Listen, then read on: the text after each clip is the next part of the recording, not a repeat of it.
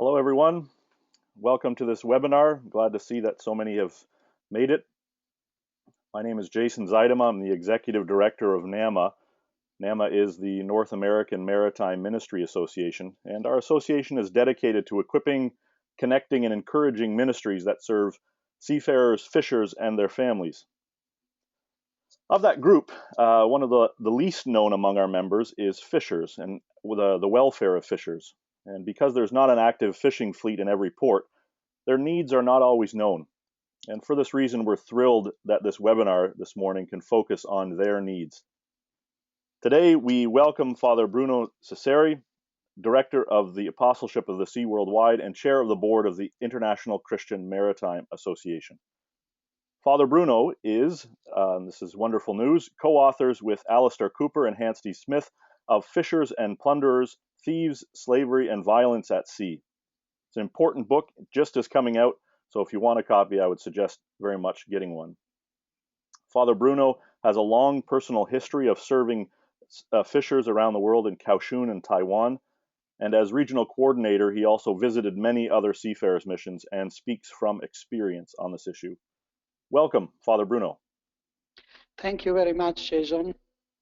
It's really good to be here with all of you. So this webinar will last for about 1 hour, and Father Bruno first will do his presentation, and then there'll be a period for questions. You'll note in this GoToWebinar format, you can already actually ask questions using the chat feature, and on that chat feature under questions, you can probably see it on your control panel. You can already ask questions, whether they're technical, just about the webinar, or whether they're, and more importantly, whether they're about the topic.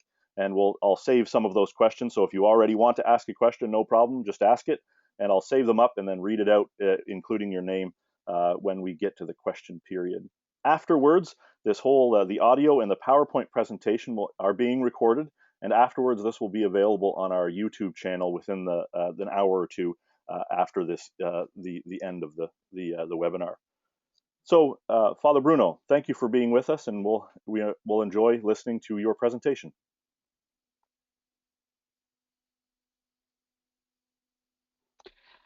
Talking about fisheries is like venturing into the sea as wide and deep as the one in which fishing vessels of different size and different shapes and fishers of all nationalities go into it with their nets to get fish to satisfy the ever-growing appetite of our world. And for this, I'm going to start with giving you some statistic of FAO regarding the word fishery and aquaculture. In little more than 50 years, the capture of fish has increased almost 60%, and the production of aquaculture of 65%. The increase of capture and production of fish is only the logical consequences of the increase of consumption in the world, and seems that in the future, the consumption per capita will continue to increase. As you can see, fish and its byproducts are one of the most traded food commodity. Is worth almost 130 billion. This was in 2012. But let us ask ourselves, how is the present state of the fish stock? If we look at this statistic, the picture that emerged is not really the most encouraging one, considering that 29% of the stock of fish has been overfished. Where are all these fish? If we look at this statistic, we can see that the majority of the people employed in the fishery are in Asia, but that doesn't mean that they are fishing in Asian water. The fishing vessel, they follow the fish, and so we have a lot of Asian vessels that they are fishing almost in all the water of the world. Also, there are different kind of fisheries. And they range from the small-scale artisanal fishers that they fish near the coast. They stay out maybe for a couple of hours or for a day or for a few weeks, and after they go back.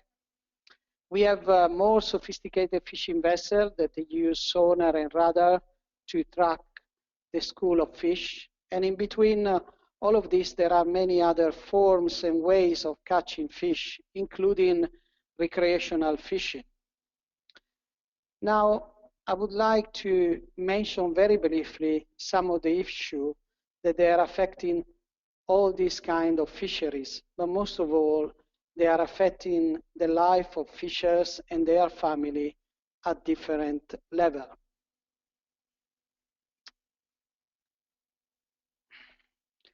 First of all, we have political problem, the problem of non-ratification and implementation of different convention and regulation.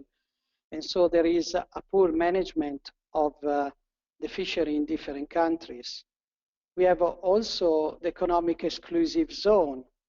In one side, UNCLOS, the United Nations Convention on the Law of the Sea, give to all states the freedom to fish without any regulation on the ice sea. But at the same time, within the 200-mile exclusive zone, there are many countries that they are complaining because fleet fishing in the ice sea, they are taking away catches from domestic water. We have the coastal and ocean grappling that they are displacing fisher community and they are depriving them of the source of their living. And we have, of course, the flag of convenience that they are a problem. We have economic problem where we have overcapacity and overfishing, too many vessels chasing too few fish. We have the high cost of fuel that also influence the operation of fishing. We have the transferable fishing quota, especially in Europe, when you have a European country going and buying the quota of African countries. We have also the bycatch, because there is a high percentage of the catch that is thrown back into the sea and they cannot survive, and so that is a loss. We have also criminal issue. First of all, the illegal, unreported, and unregulated fishing.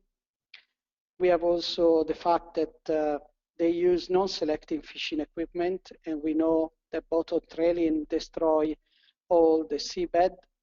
In many places, dynamite is still used for fishing, and it destroys coral reef and all kinds of marine life. We have also the cyanide that is used to catch, you know, the beautiful fishes that we see in our aquarium, but in the same time destroy the sea also. And in the criminal part also, we have trafficking of people and on goods. We have ecological and environmental problem, especially the oil spill. And I think all of us know very well what happened when the oil platform Horizon exploded in the USA. We have also the destruction of the fishing habitat, especially along the coast, with the construction of resorts, hotels, and all that things.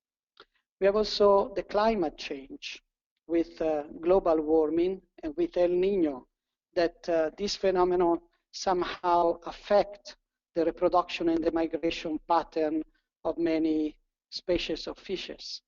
And we have also the tsunami that happen more frequently now and destroy the seabed, pollute the sea, and also cause the displacement of fishers that they live along the seashore.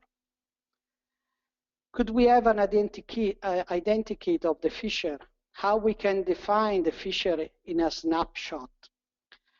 Please keep in mind that here I am referring more to Asian fisher because I'm relying to my experience in Asia.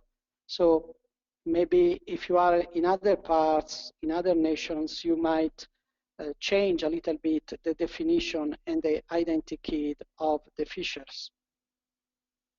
First of all, we have to say that in Asia, the choice of becoming a fisher is done out of necessity.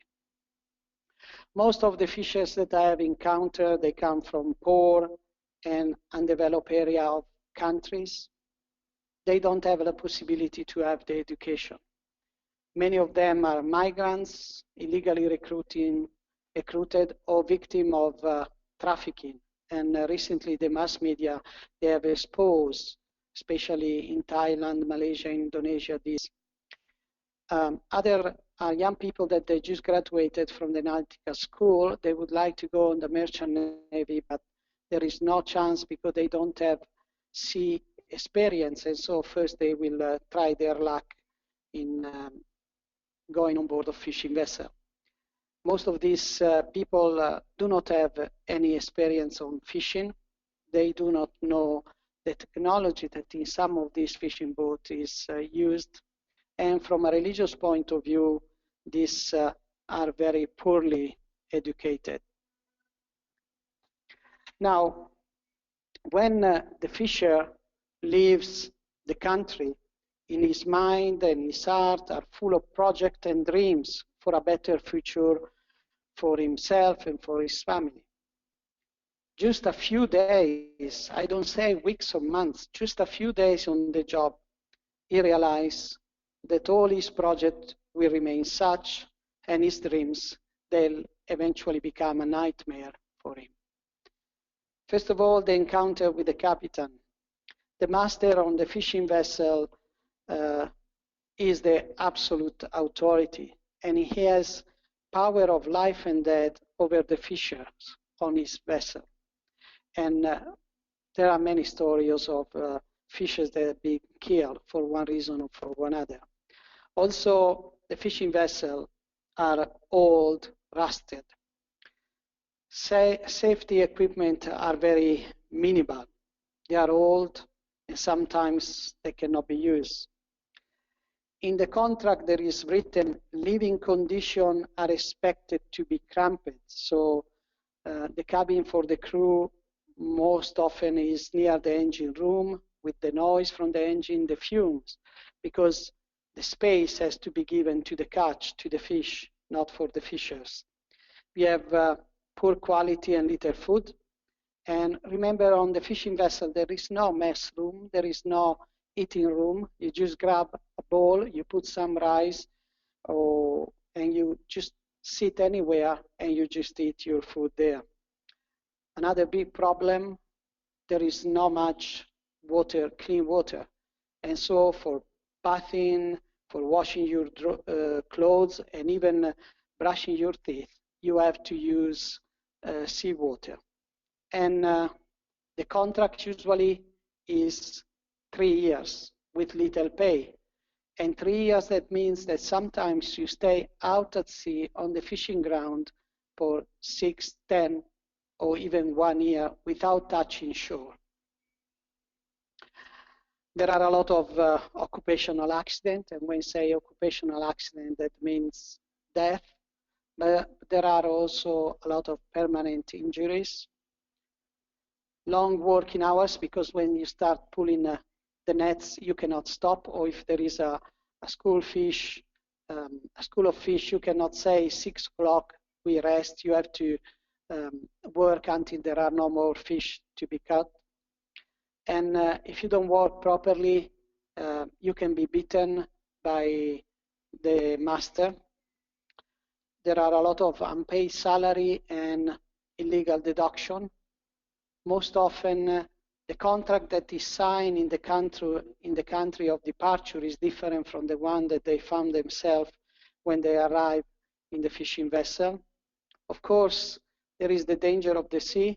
It's already danger to go out of the sea with a container ship. You can imagine when you go out at sea with a small fishing vessel.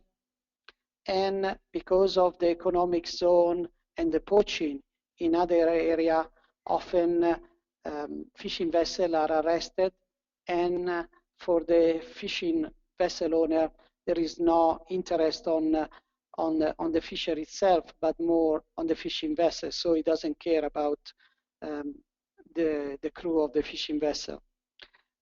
There are also multicultural, multinational crew on board, and so we have a lot of language and cultural and religious problem. And in the end, also, we have sexual harassment and abuses. Seeing all these difficulties, problem, exploitation, I've been asking myself the question, how to help? And many are the answer and the possibility. I just listed down some of the answer, but I'm sure that you personally might have, in your experience, different answers, and maybe later on we can share about it. Now, one of the important things, we have a good instrument, is the Working Fishing Convention that was adopted by the ILO in 2007. And the convention will come into force 1 year after it's been ratified by 10 states, 8 of which they should be coastal states. And at the moment, we have 5 coastal states that they have already ratified the convention. How we could help the convention to be ratified and to be implemented? First of all, I would say it's important that we personally study and understand the convention, because if we do not understand the convention, we cannot explain this to others. And so when I speak for ICMA or for AOS, but also if you are a member of an organization, you have a meeting or other things, you can use these meetings to assist your member to understand and to know more about the fishing convention. Second, it's not enough that we know about the fishing convention, but we have to educate the fishers to understand the convention, what are the rights that this convention gives to them, and what will be the consequences when the convention will enter into force. And also through ICMA or other organization, we should be present at the ILO to bring the voice and the concern of the fishers, because the fishers, I believe, they are not really represented in the tripartite work that usually the ILO do. And finally, we should do lobbying and advocacy for the ratification of the convention, especially in Asia. I say especially in Asia because there is where the majority of the fishers are, and also because it's where is more needed the implementation of the convention. Like in Europe, there are some national fishing law that they are even better than the convention. So if we have to bring some benefits, it will bring the benefits especially to the fishers in Asia, and we have to work for that. Now, what we can do for the fishers. And the first things that we should do is visit fishing port. It's easy to go and to visit the other ports where there is the merchant navy and other things.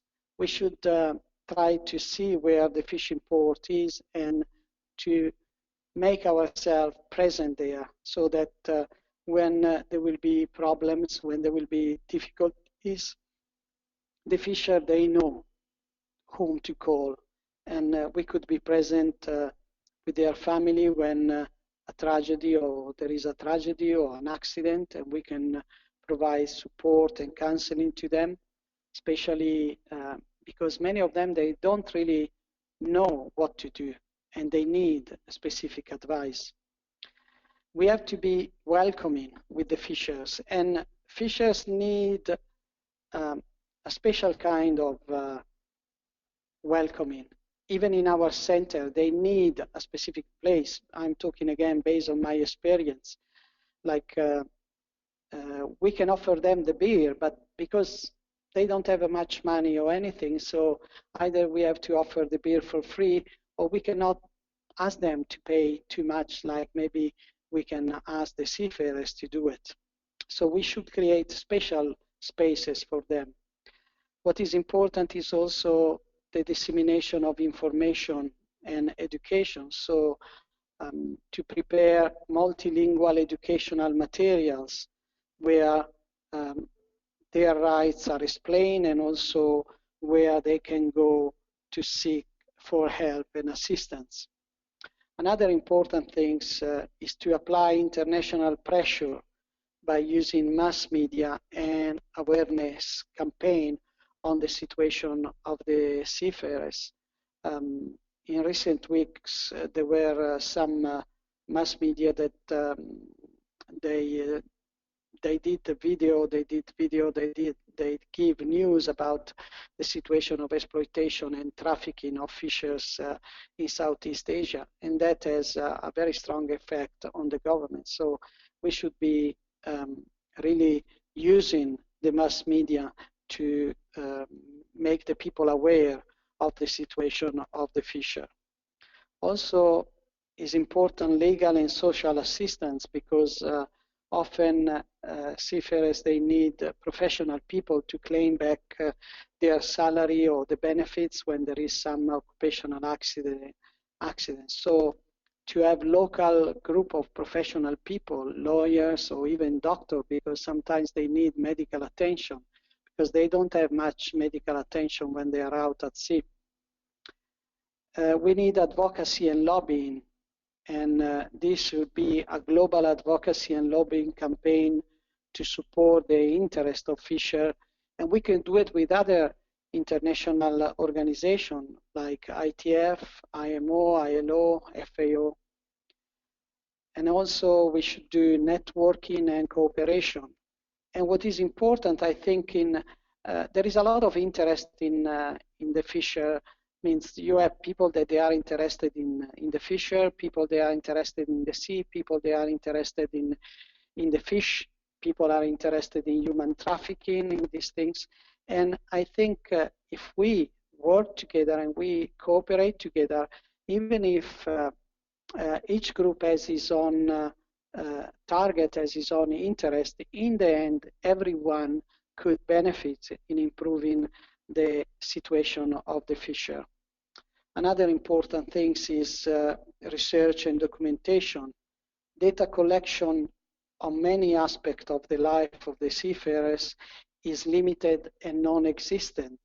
And I don't know, here to establish cooperation and collaboration with university and see how many data we can collect regarding, for example, death on board of fishing vessel, occupational accident, and all these things. Also, another thing is often there are a lot of disputes regarding fishing ground, and so there is a need of a better definition to whom they belong.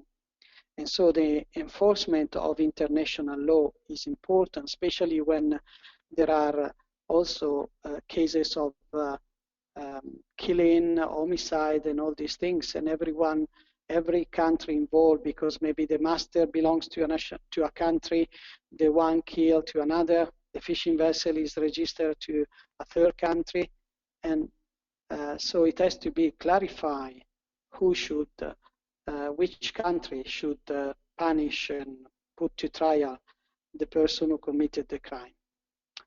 And finally, we should do the same things we do for the seafarers.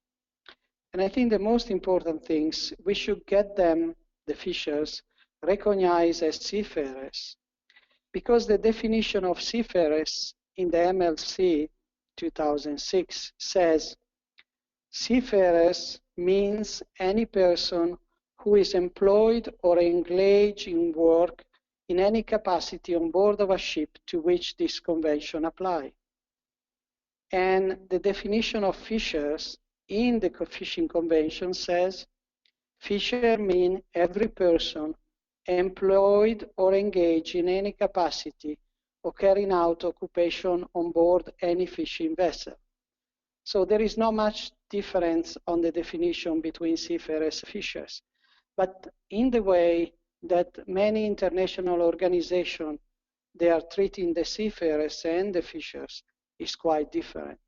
Especially, for example, when you ask also for grant and financial support to do project for fishers is always difficult. And so maybe this will be our homework, the most difficult one, to get fishers recognized as seafarers. Thank you very much for listening to me. A few of the questions. One question by David Greenwood. Can you tell us what the state of the convention, the Fishers Convention, is? Is it ratified, and if so, by how many countries, or if you can give approximation?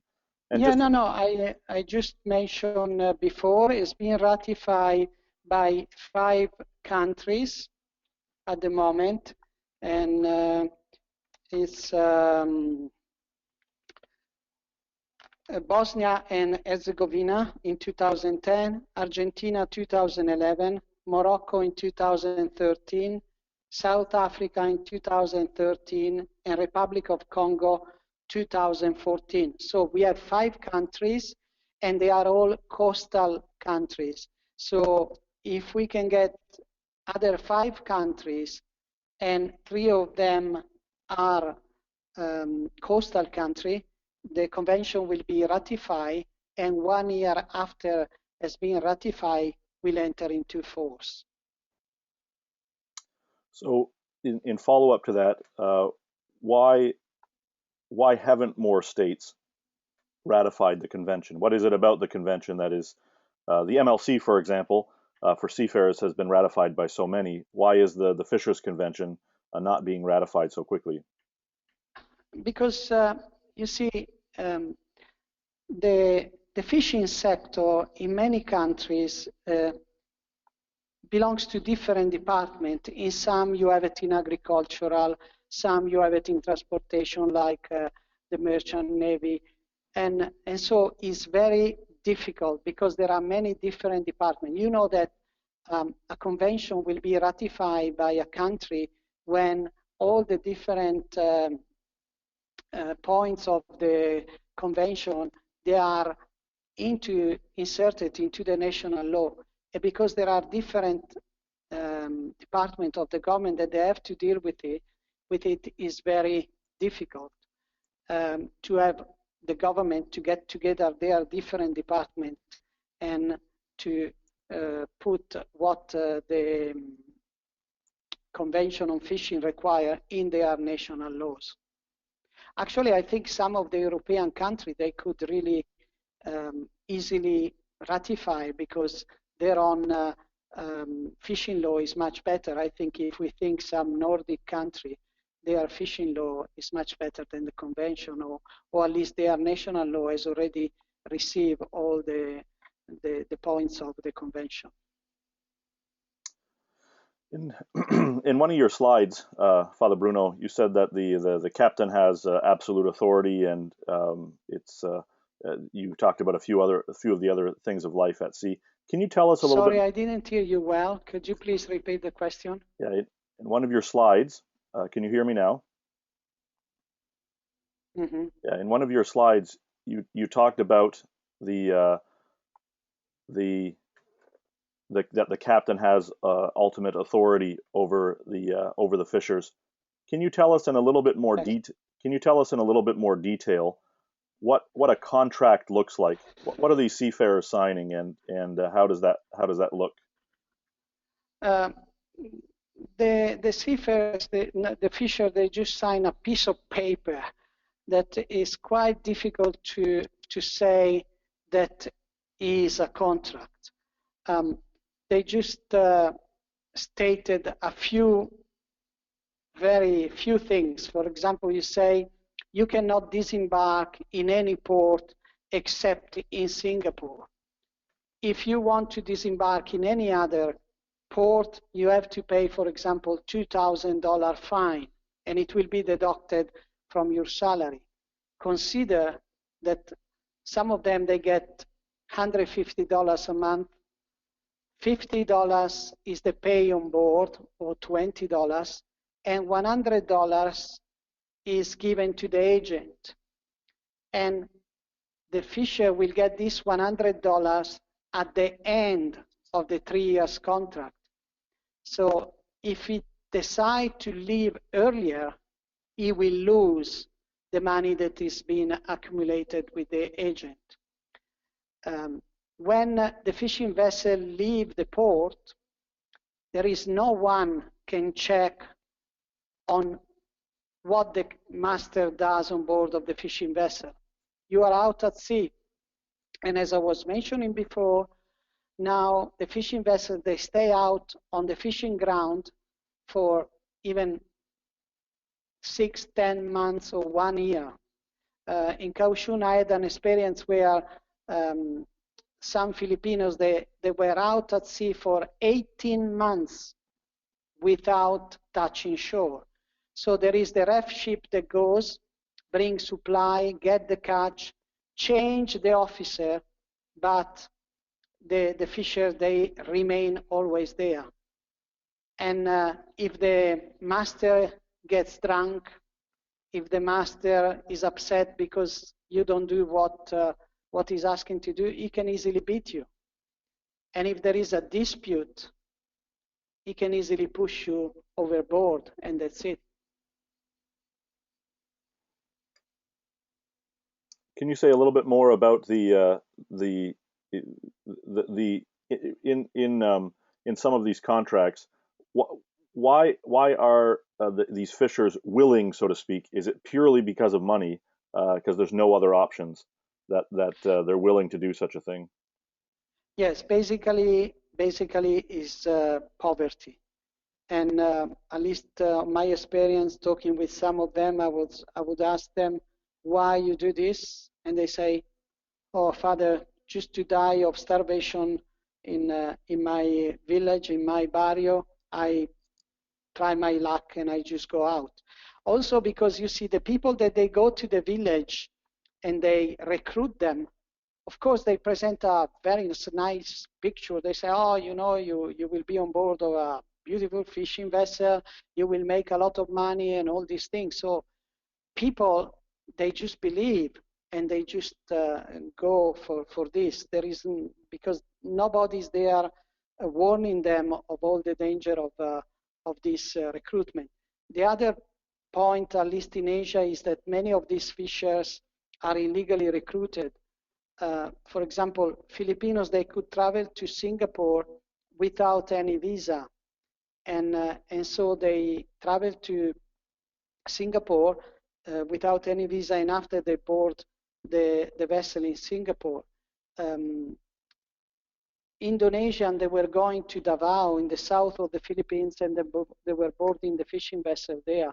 So it's all done in an illegal way. So when something happens, it becomes very difficult to assist them.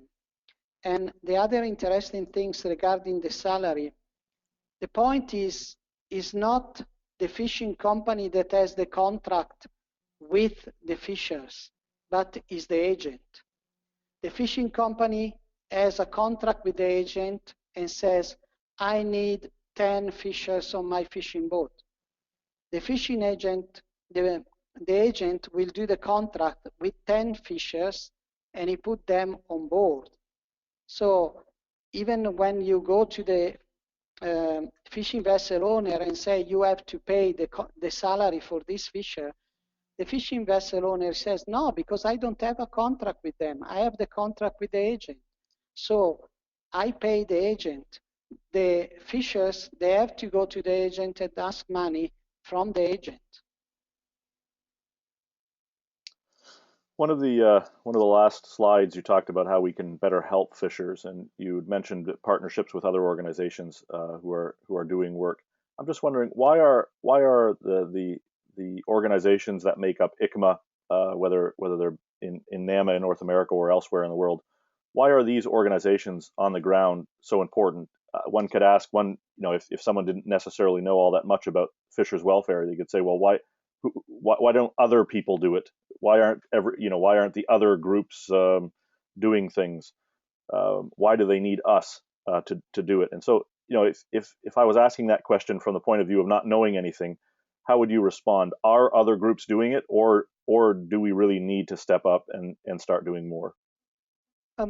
I think there are some groups, as I said, they are interested more on the fish. They are interested more on the ecology, on the sea, and all these things. We are interested on fishers, on the people. And the other things, like many of our organization with the seafarers, we are on the ground. We are on the front line. So we are the one that first came to know the situation of exploitation, the situation of abuses that these fisher that they are suffering. And by the way, I was saying that I was based my experience mostly in my experience in Asia, but actually means also in the north part of England, we have a lot of foreign fishers, and some of them, they are treated very badly and everything. And if our organization are not there, no one else will be there to help and to assist them. Means an organization of ICMA that I have in mind, the fishermen, the Royal Fishermen Mission, is they do a wonderful work with all the fishermen. And if they are not there, no one will be there to help the fishers. So we are important because we are on the front line. We are there before the ITF inspector, we are there before the police, before the government arrive. We are there, and we know how much the fishers suffers. So a question from Marsh Draghi in New York. This is the question: can you describe the presence of ICMA in Asia, and in the places where there's no ICMA presence, isn't the deck stacked against real reform and advocacy? And how can those from the West advocate for an end to these abuses? If you are like Marsh in New York, what can you do? Okay. ICMA is quite well positioned in Asia. We have a presence in Taiwan, where I was, and there in Taiwan we have two members. One is the Apostleship of the Sea, and the other one is the Presbyterian Fishermen Seamen Center in Taiwan. It's a local NGO, and they do quite a lot of work also for the local Taiwanese fishermen. We have a very good presence in Thailand, and this lady that is working there, she's been very much involved in the past few months with rescuing all these fishers that they were trafficked in Indonesia and other things. She went a couple of times on a trip mission with government people to assist and to help these fishers, and she also do a lot of support to the family, because one of the problems is when these trafficked fishers, they return to their home after, some of them, they go back after 4, 5, 6, 7, 8 years. They don't have anything. So it's important to assist them to restart their life, and we do that. So we know the phenomenon quite well in Asia. Even in New Zealand, we had a number of problems a couple of years ago, and the New Zealand Seafarers Board, that is a member of ICMA, also was into this problem. So we try to raise this issue on at least on all the different meetings that we have. The first time that we start talking about the situation of the fishers in Asia was in 1999, so it's quite a long time ago. Now, what people can do? I think it's important that we create an awareness among the people that often the products that we buy, seafood products, they are very cheap, and we should ask ourselves why they are very cheap. Because the labor, the fishers, are paid very little, because they are exploited, because they are trafficked people. So this is the first things, to create awareness on the people. And second, and this I think is the most difficult part also, how to intervene with this big supermarket that they buy the product at cheap, and of course they make a profit, to ask them to make sure that in the production chain of the seafood, there shouldn't be any worker that is exploited and that is abused. And also to create, as I was saying, with newspaper, with mass media, to put pressures on governments and all the people, that they can really change the situation of the fisher. And after, really to insist with the different government that the Convention on Fishing will be ratified. Question from Doreen Badeau of Port Arthur, Texas, also working with AOS USA. She writes, here in the United States, the needs of fishermen are different, but they still have a great many needs, especially with education and understanding the many laws that affect their industry. There's also a need to assist fishermen who have few English skills. However, many of our port chaplains do not reach out to the fishermen. AOS USA encourages port chaplains to visit fishing ports as well as merchant ports, but there's still a reluctance of many to reach out to fishermen. Can you recommend ways to get more port chaplains involved in this side of the industry?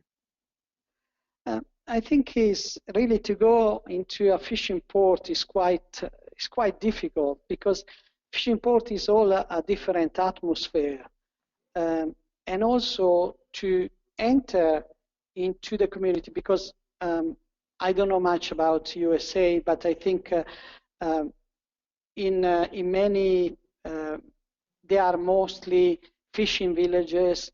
They are close-knit communities that they do this job. Many of them, they've been doing this job for generation and generation. I'm thinking about in some port, I think in USA, we had Italian fishers, and I think more recently there were Vietnamese fishers and other things. What is important is to create an awareness with the chaplain, but it's very difficult, because if the chaplain doesn't feel any empathy for the situation of the fishers, of course he will not go there to the fishing port and other things. And also somehow to gain the trust of the fishers and fishing community, I think is much more difficult than to gain the trust of a seafarers when you go and you do a visit on a ship visit. So I don't have really the right solution to convince the chaplain to go. It's a matter of create awareness and create a sensitivity on the chaplain, and to make them understand that fishers, they need as much as the seafarers.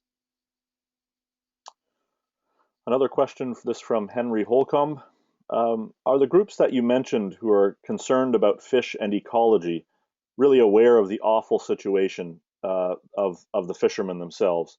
And if not, is there an organized effort to connect not just the ecology and fishing and ocean, but also fishers themselves? I think when some of these organizations, for example, they stop a fishing vessel because of illegal, unregulated, and unreported fishing, they immediately see the situation of the fishing vessel. They see the cabin of the crew. So they immediately realize how difficult is the situation of these fishers on board of this fishing vessel. So it's not they don't know, but maybe because their focus is another, is the illegal catching and other things, they don't pay attention to that. But I think many of these organizations, they know what is the situation of fishers on board of this fishing vessel. I don't think there is any effort done to try to put all these different organizations working with different objectives to work together and to get benefit from the work that one is doing, and the other could benefit of it. It's something that I'm throwing there, and it's something that could be explored in the future. Means we could get Greenpeace, that is doing a lot of campaign for illegal, unreported and unregulated fishing, to say, look, when you board a fishing vessel, can you also check on the condition of the crew? That is possible. It depends on us, and depends on somebody who could take the lead on this and put these different organizations together. A couple last questions now. One from Marsh Draghi, and then I'll save the last question for myself. From Marsh Draghi again in New York, do you have experiences and stories from your own interaction with fishers that really cultivated your empathy? How did you become so attracted to this work, and why has it become so important for you?